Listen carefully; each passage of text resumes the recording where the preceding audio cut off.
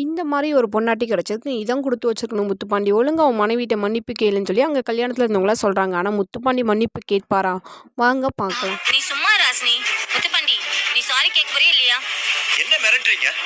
இவன் என் பொண்டாட்டி இல்லைன்னு சொல்லிக்கிட்டு இருக்க. சும்மா தேவையில்லாம பேசுற வேலை வச்சுக்காதீங்க. முதல்ல கிளம்புங்க இங்க இருந்து எல்லாரும். ஏய் முத்துப்பாண்டி,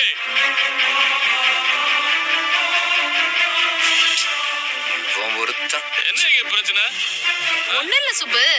முத்துப்பாண்டிக்கு ஹாசினி கிடைச்சதெல்லாம் பெரிய விஷயம் இல்ல. ஆனா இவன் இந்த பிள்ளைய கோயில் குளம் கூட பார்க்காம பொது இடத்துல எல்லாம் அவமானப்படுத்திட்டு இருக்கான். அதான் எல்லாரும் புத்திமதி சொல்லிட்டு இருக்கோம். புத்திமதியா? இவனே ஒரு முட்டா பைய, இவனுக்கு போய் புத்திமதி சொல்லிட்டு ஏன் நேரத்தை வீணாக்குறிய? ஏமா ஹாசினி, உனக்கு என்னமா மாப்பிள்ளையா கிடைக்கல?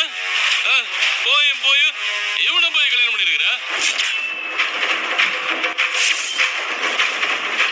எதுவுமே தெரியாத வெங்க பையில போய் கல்யாணம் பண்ணிட்டு இப்படி அவமானப்பட்டு இருக்கிற. சுப்பு, இது எங்க குடும்ப பிரச்சனை.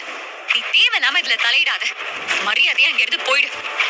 தேவையில்லாம பம்ப எடுத்துட்டு இருக்காது. குடிச்சிட்டு கோயிலுக்கு வந்திருக்க, அறிவில்ல உனக்கு? ஏமா என்கிட்ட போய் கோவப்படுற? நான் குடிச்சிருந்தாலும் சரியா தானே பேசிட்டு இருக்கிறேன். உன்ன மாதிரி ஒரு பணக்கார பொண்ணு இவனுக்கு பொன்னாடியா வாச்சது எனக்கு எவ்வளவு வயிற்றுச்சலா இருக்கு தெரியுமா?